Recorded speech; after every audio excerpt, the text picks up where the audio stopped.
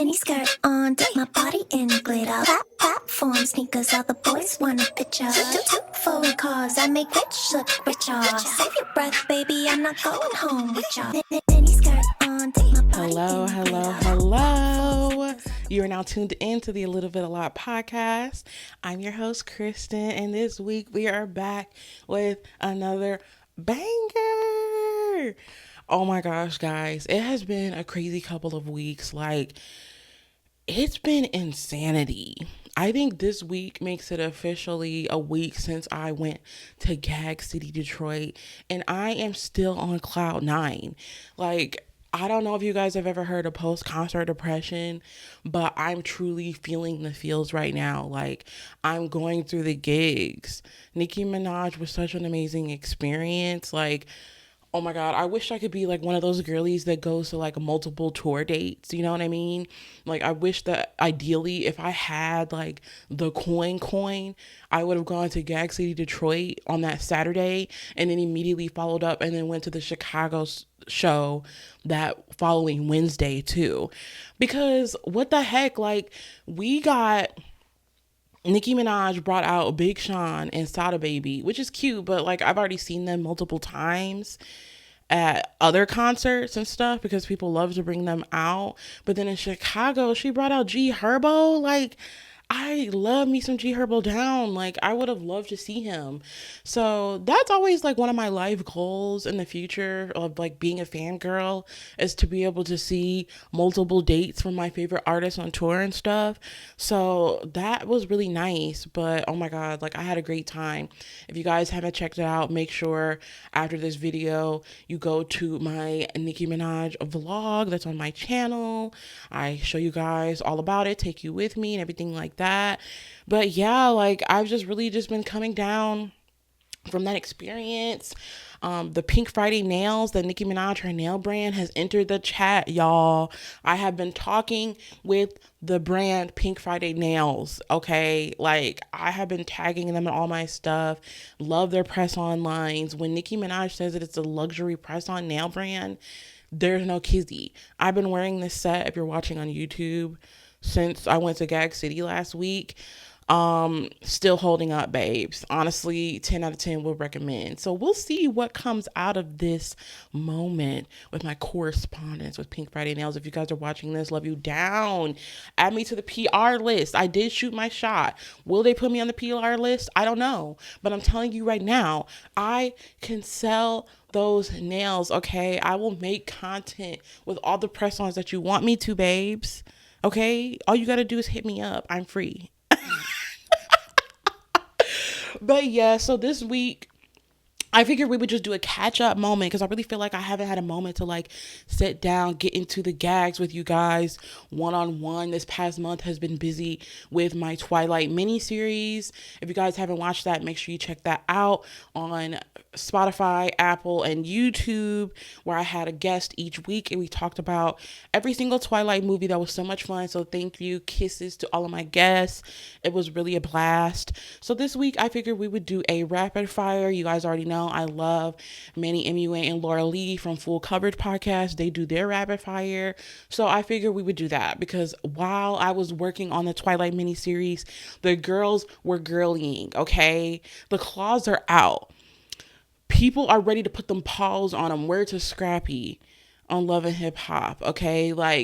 It's getting crazy. The block is hot. The streets are on fire. We've got Drake versus everybody. We've got Chris Brown versus Quavo. Somehow the city girls also started arguing on Twitter.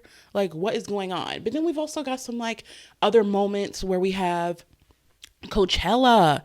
I love Coachella season down boots. I enjoy Coachella season. I really wish that for some reason, I know that Coachella loves to live stream the performances and then they'll upload one song out of the entire set from that artist. Coachella, if you're listening, babes, what's going on with that? If you don't want to give us the entire live stream or put every single artist's song on your YouTube channel, maybe you could charge us $1.99 and we get access to be able to see the entire set list. I want to be able to see the people that I want to see. What is up with that? For example, Sabrina Carpenter, we're going to get into that later. She did a set list at Coachella. Why is there only one song on the Coachella's YouTube channel for me to watch from Sabrina Carpenter's entire set? If anybody knows what that's about, let me know. But it's really irritating. Like, I don't want to have to go and like look at some random person's upload from them being at the festival. No shade. I want to be able to see the HQ, the high quality stream. Why, like, and I don't have time to keep up with the schedule. And oh, Sabrina's gonna come on at 9 p.m. EST, so I gotta catch the live stream. I'm busy. I'm busy, babe. So give us an option where you upload the entire thing later. Hello? That irritates me. But anyway, so yeah, I figured we would just kind of do a rapid fire. So let's start off with the biggest elephant in the room. Drake versus everybody has been such a crazy moment.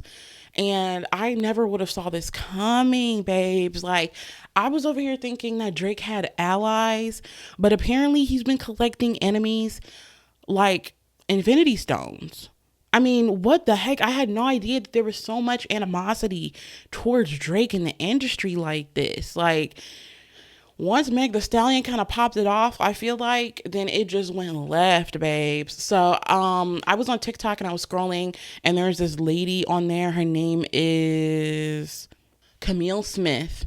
At Camille Smith, I'll make sure that I link the video in my description. If you're watching on YouTube or Spotify, Apple, it'll be there, because thankfully this woman is heaven sent.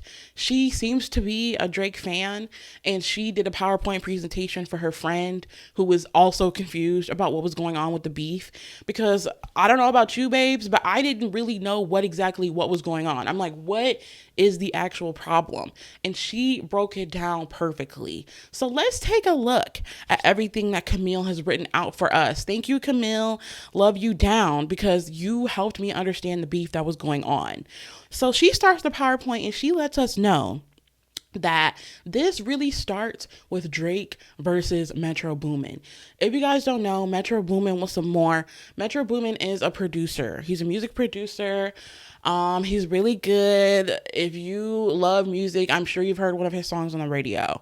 So Metro started sneak dissing Drake on Twitter, and he's allegedly mad that Drake released his album Her Lost.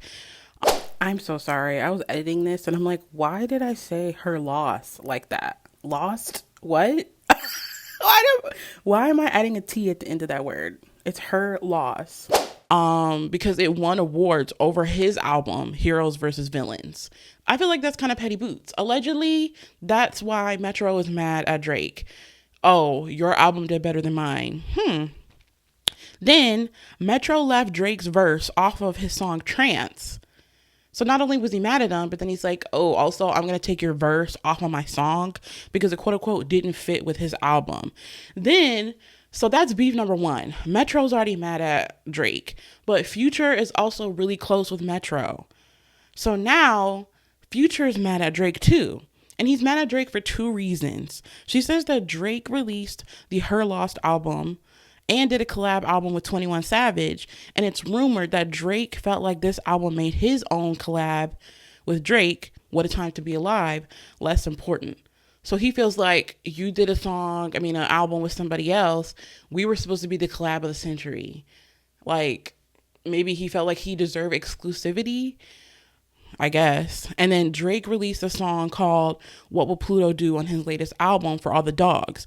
Fans originally thought that the song was praising Future, but it turns out that he was actually shading him. When I heard that song, I thought he was praising him too. But apparently he was shading him, y'all. It's actually about how Drake messed with a girl that Future already messed with. This is crazy. So now his two once allies are now foes. They're both, Metro and Future, are mad at Drake for several different reasons. Then we fast forward, and I guess since both Metro and Future are mad at Drake for their own separate reasons, they're saying, okay, let's do an album called We Don't Trust You. So they do a collab album, and this entire album is dissing Drake. which this album includes several different artists that have a problem with Drake too, like Kendrick Lamar. So now we have Drake versus Kendrick Lamar.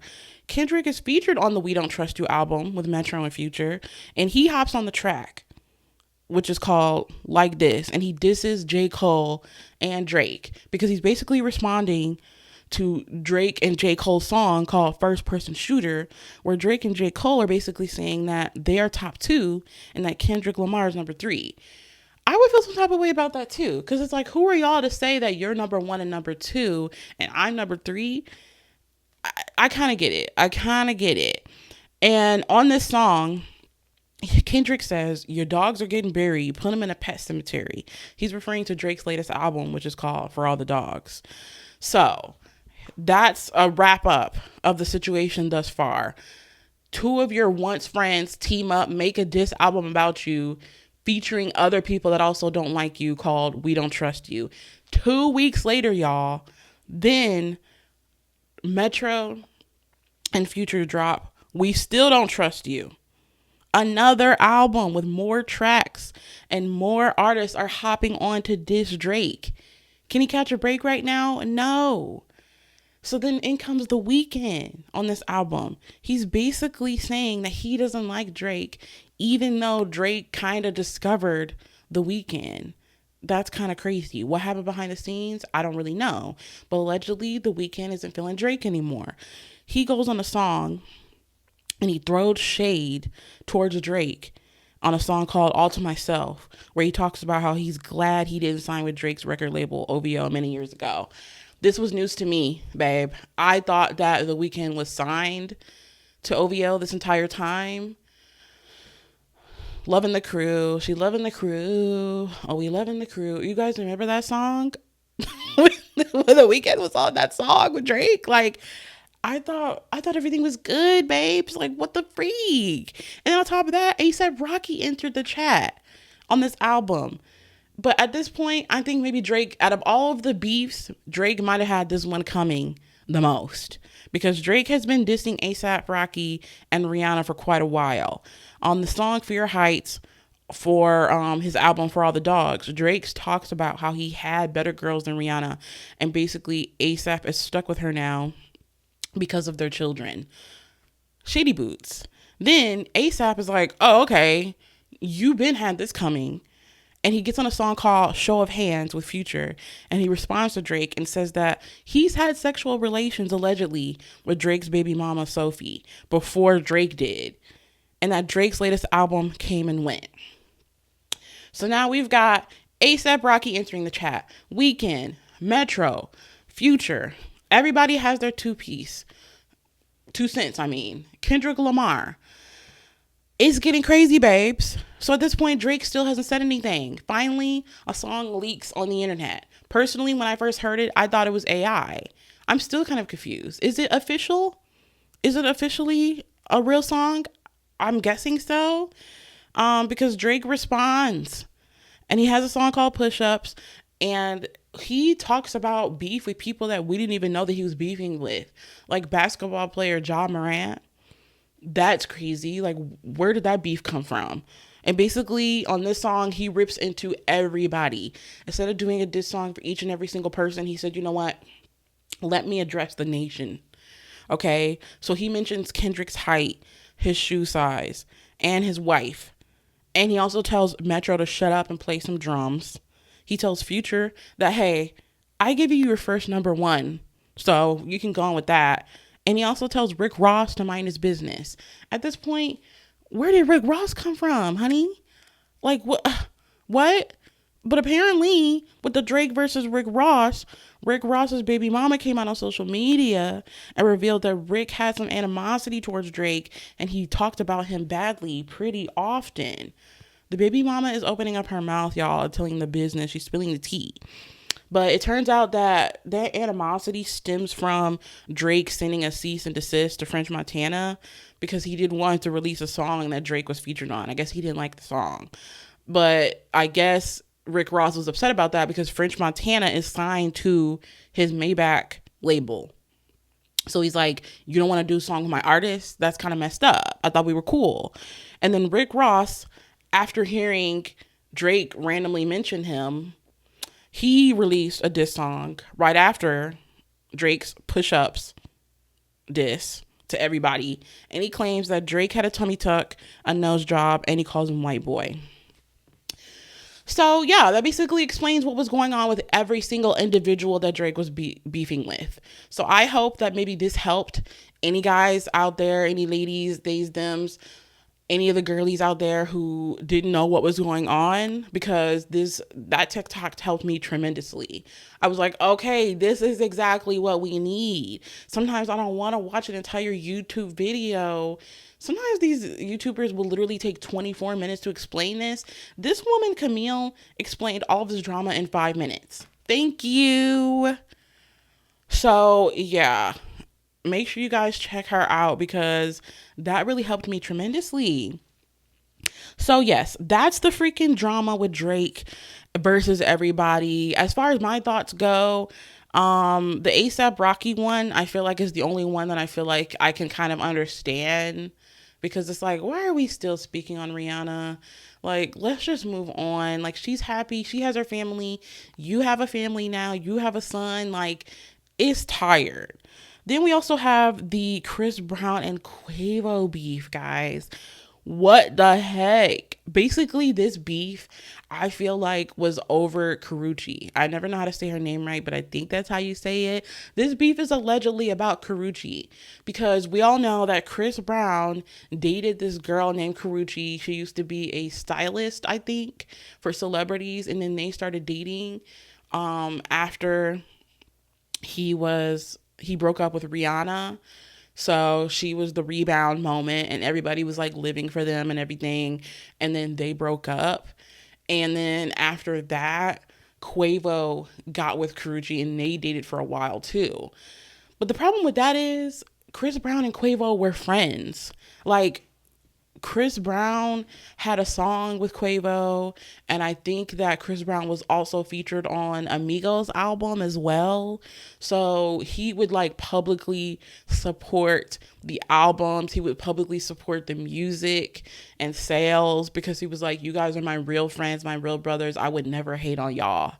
He's saying all this. Meanwhile, he didn't know that Quavo was dating Karuchi behind his back.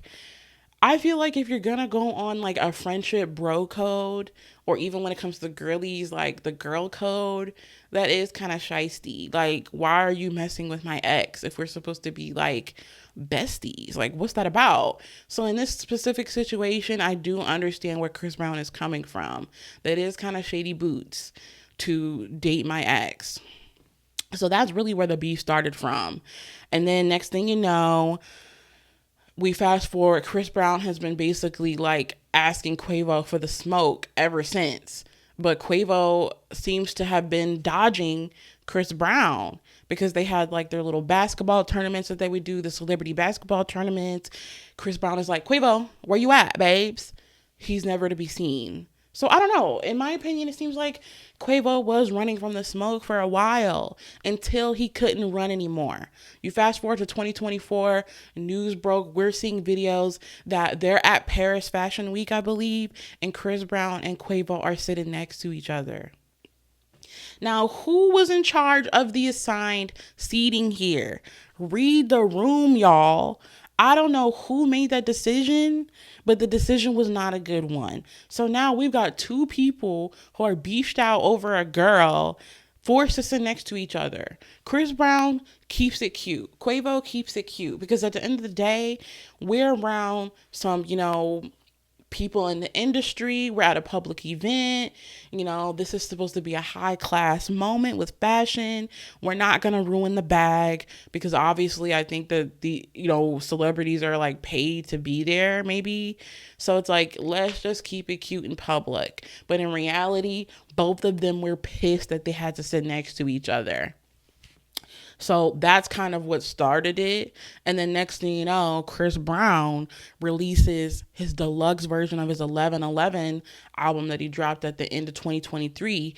And he basically disses Quavo. And so then after that, Quavo was just like, okay, I'm going to diss you back. He released a song called Tender, which in my personal opinion, was trash. Um, Quavo's not my favorite Migo. Obviously, my favorite Migo is Offset. Lyrically, I just don't know if Quavo has what it takes to really have ammo in a battle like this and a beef, because it just wasn't giving. So Quavo calls himself responding to Chris Brown's original sneak diss. So then Chris Brown is like, oh, okay, you want to fight? Let's fight, because I've been asking for the smoke. And then Chris Brown proceeds to release a song called Weakest Link a few weeks ago, where he's basically obliterating Quavo, y'all. Like, I don't know if you guys heard it, but he rips into him. And he basically turns around and says that, yeah, everybody was really sad that Takeoff died, but the real gag is everybody really wished that it was you instead. On top of that, that is next level shady business. We all know that Chris Brown is a savage, so it's not really a surprise by how hard he went on that song. So it's like, to take it to the level where you're bringing up his dead, I think he's like, Takeoff was his nephew? I was clutching my pearls. I was like, oh my God. So then Quavo released a diss again, responding to Chris Brown. So at this point, it's really giving back and forth. And at that point, everybody kind of decided, like, yeah, Chris won that, because that diss back was just not it. Neither of Quavo's disses were good, in my opinion. So that's that. Then we're moving on to the City Girls. I don't really have much to say about this situation because I haven't really looked into it too much. But from my understanding, I just feel like maybe JT is really, allegedly irritated with Carisha. If you guys don't know, the City Girls are a rap duo. I think that she's upset because she feels like whenever she's being attacked on the internet, Carisha doesn't stand up for her. And I also think it's just kind of like they're kind of growing apart as friends. Neither of them have the same type of friend group, and neither of them like doing the same things. JT likes to stay in the house, playing fetch by her swimming pool with her dog, being with her man. Carisha likes to be outside. She's always with Santana, always in the club. She wants to turn up, which is really interesting because she's the one who's a mom. But I'm not shading anybody who's a mother. Mothers deserve to be able to go outside and turn up too, but it's just interesting, an interesting thing that I thought about. But yeah, I really just think that it's just a clash of personality at this point, and it all is just kind of coming to a head where it's like, it seems like, in my opinion, the City Girls only really communicate or hang out or do anything when it comes to the business. Do I think that they're going to break up anytime soon? I don't really know. It's hard to tell. Would I be mad if they do? No. Because at the end of the day, I feel like real ones know that JT is the prize here.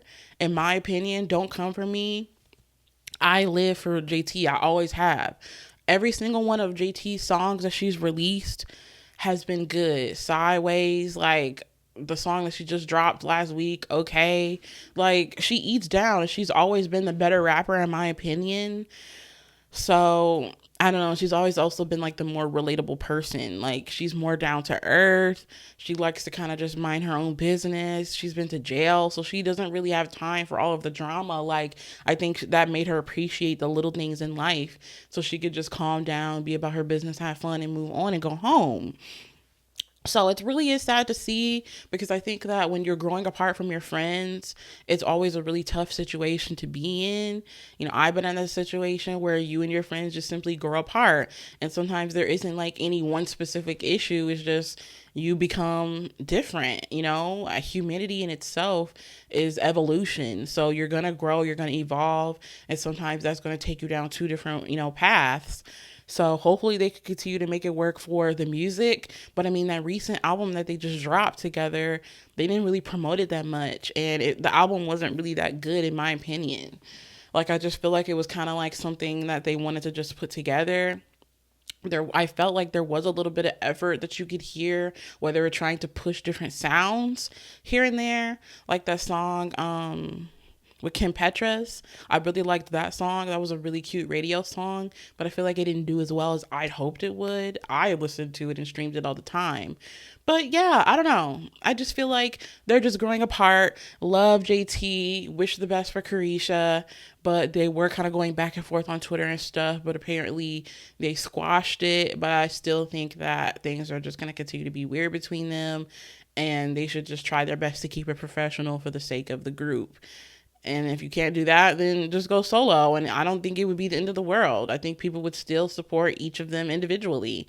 Carisha also has her own business with her Carisha Please and her podcast, and her she's got like this card game that the girlies are playing. So they both have their own things and their own lanes and their own creative endeavors that they've like jumped into, and I feel like that's good for them. Like, you don't want to just put all your eggs in one basket in the group.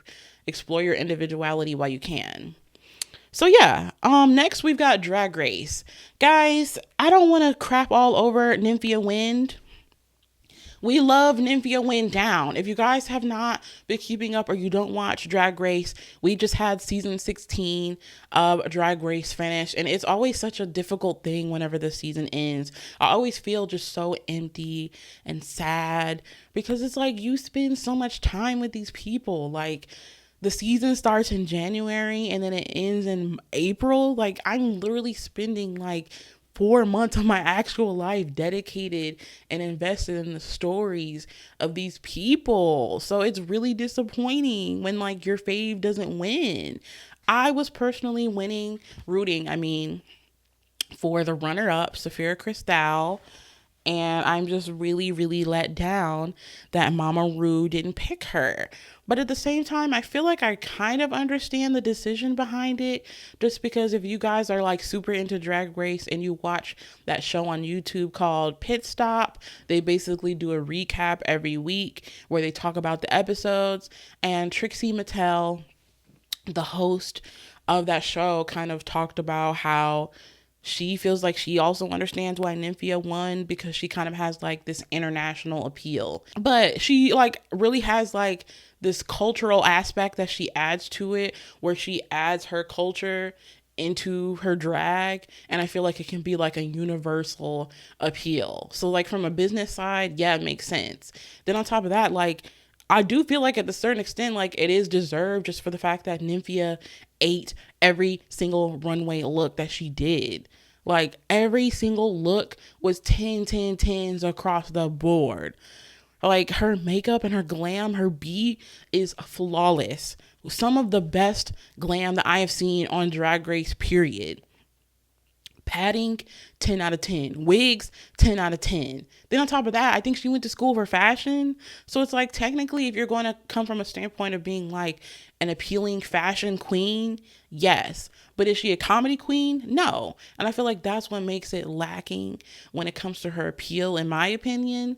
Because I feel like if you're going to be like America's next drag superstar, I want to be confident that you can like give us the entire package, the lip sync, the fashion, the comedy, the acting. And sometimes I feel like Nymphia was lacking a little bit when it came to that in her season. There were a few of her sketches that I didn't really like that much as far as her comedy and her comedic timing. Whereas Safira Cristal, I feel like, didn't lack in any of those eras. Every single look that she gave was equally as good, if not better, in my opinion. And on top of that, like, her impressions were good. Like, glam was good. Every single time that we had any type of mini challenge, she ate. Like, she just has this universal appeal. And on top of that, I feel like she really added like Black culture and substance, and her odes to Black women in history in her drag, which was really interesting. And I also feel like she did good when it came to being mother on set. Safira Cristal was like so mother, you know what I mean? Like if you watch the season, you would know that she was always there for her fellow contestants. She was helping out the Queen of Flips when it came to the sewing challenge. Like, she just in general has such a kind soul. And on top of that, we got a double crown for Miss Congeniality, and she won Miss Congeniality.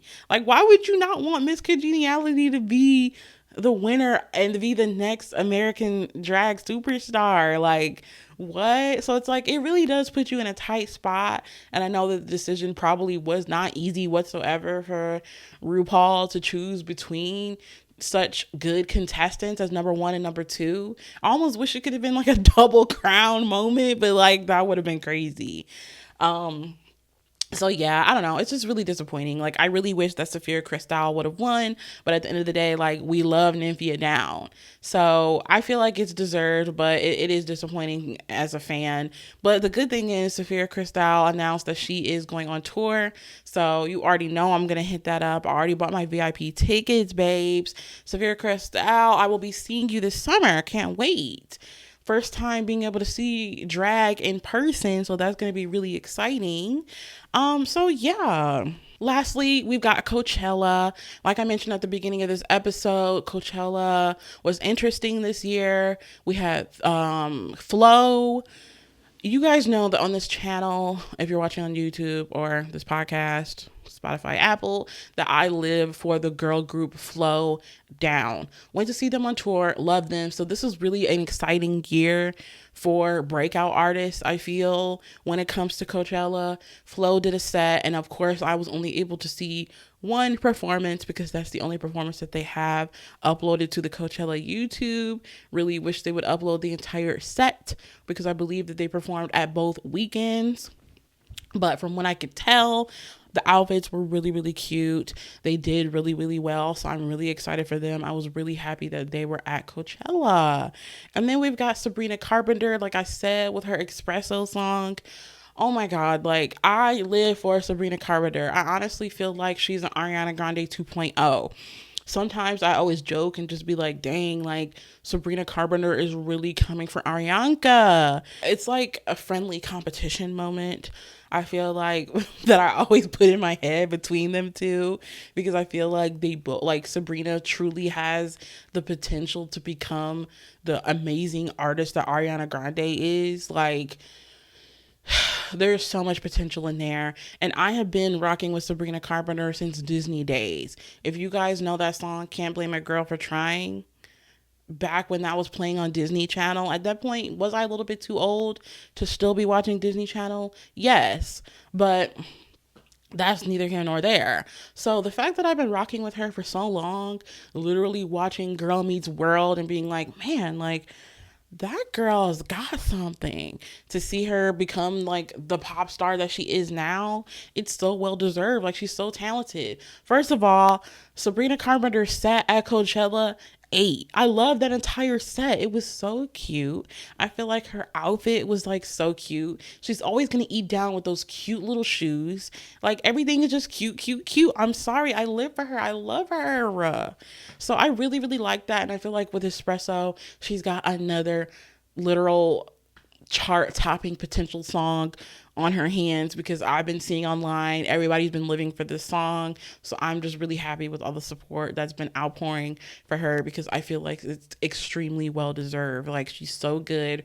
Her concepts that she always gives in her music video is 10 out of 10, and I feel like that's always the benefit of being able to have a pop star who like started with being an actress, because their creativity is always going to be through the roof. So yeah, really live down for that. Also, another funny moment that I saw at Coachella was Lil Uzi. I think he had a Birkin. I'm not sure if that's a Birkin, but either way, it was some type of purse.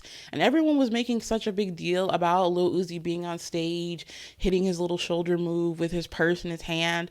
And it's like, what is really the surprise at this point? He literally has a song called Glock in My Purse. Like, I don't know if you guys, the internet, how much they actually pay attention. But I feel like whenever we have moments like this, it's truly just so like evident, like the homophobia that they're like displaying, because I just don't really see what's the problem with like letting men be themselves and like express themselves in any way that they want to.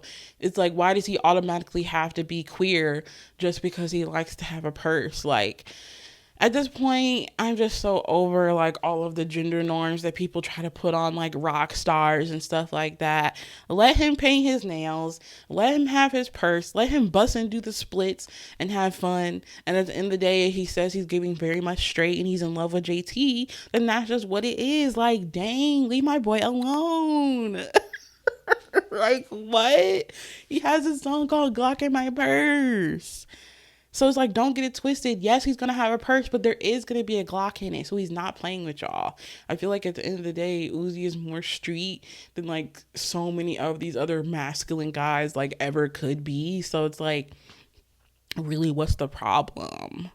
But I really thought that was interesting. And I'm like, you know what, Uzi, do you, babes? Do you with your purse with your Glock in it? Also, we've got Camila Cabello performing with Lana Del Rey. When she performs, I love it. And I also just thought it was so funny that Lana was singing Lemons on the Chain with the V cuts. Lemons on the chain with the V cuts. Like, Lana, what are you doing? Not you singing along with the song. Like, if you guys have not seen that, I would highly recommend you watching it. Because at the end of the day, I have talked about my relationship with Fifth Harmony and how I was always rooting for Normani. And I didn't really like the way that Camila handled a lot of the issues in the fandom and how she didn't really speak up for Normani when it came to Camila's fans being racist towards Normani. That is still a big issue that I'm never going to let go. So Camila, it's like, as much as I love your solo music, as a person is getting very much questionable. If her fans are watching this, please do not come for me. But at the same time, it's like, I'm letting you know I love it. I love it. I love it. I love it. I love it. I love it. I love it. I love it. I wanted to hate the song so bad. I'm not even going to cap.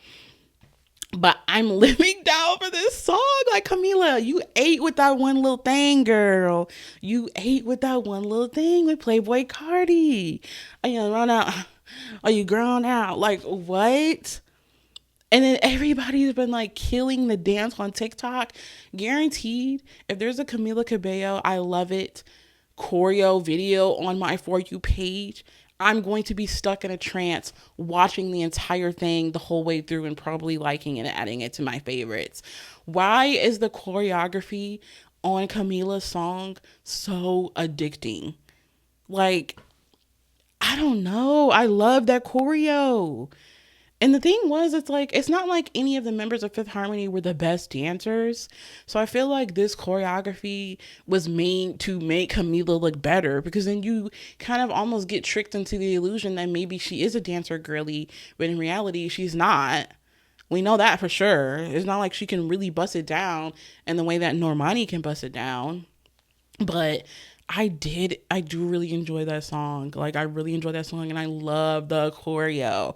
I think the internet is, as a whole, is embracing the choreo. So it was really interesting that Lana Del Rey brought out Camila for Coachella so she could perform her little hit song. But it was good. It was really, really good. She did good. My last thing that I have to say about that is just like the fact that I did go through a Lana Del Rey era right after The Great Gatsby movie release, when they had the "Will you still love me when I'm no longer young and beautiful?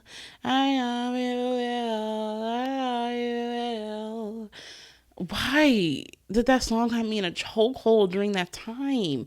I'll never forget it. We watched The Great Gatsby in school, and then I went home and I proceeded to watch the film. And I'm like, somehow I am obsessed with this reality, this separate world that is The Great Gatsby. Something about like The Great Gatsby creating this like illusion of like wealth so he could get the girl in the end. Just like, I don't know. I've seen a few other people on the internet, like Joe from the Good Children podcast, talk about how he also had a Great Gatsby era. So I don't know what it is that had a few of us in high school in a chokehold, but it's a study should be done. A psychological study should be done on people who were personally affected by Leonardo DiCaprio in the Great Gatsby movie, because it's such a specific kind of movie. The way that it's filmed, it's just like almost like you're just going on an acid trip, which I've never experienced, but I can only imagine that's what it feels like when you're watching The Great Gatsby. Same way that watching Speed Racer makes me feel. It's just like trippy. I don't know. I don't know how to describe it. Only the people that get it will get it. But yeah, so that was just a rapid fire moment. There's still like plenty of other topics that need to be discussed with everything that has gone down in pop culture recently, but it only has so much time. So if there's any other topics that you guys would like me to discuss, or any other things that you would like to hear my thoughts on, let me know in the comments. If you're watching on YouTube, or a review on Apple, we got to get those reviews up, guys, so that we can help other people find the show. So if you're listening on Apple, stop what you're doing, if you could, pretty please, and rate me at 5 stars and give me a review to let me know what you think about the show. If you're listening on Spotify, thank you. Make sure that you give me that 5-star rating, and you also click that follow button, so that way you're keeping up to date with the show every week. And of course, if you're on YouTube, if you haven't already, subscribe. I'm now on my road to my first 300 subscribers. I'm so excited about that. Thank you to every single person that has supported me so far. Like this video, like I said, give that thumbs up and leave a comment below to let me know, what did you think about this episode? What are your opinions on the beef? Who did you look forward to seeing at Coachella? All that good stuff.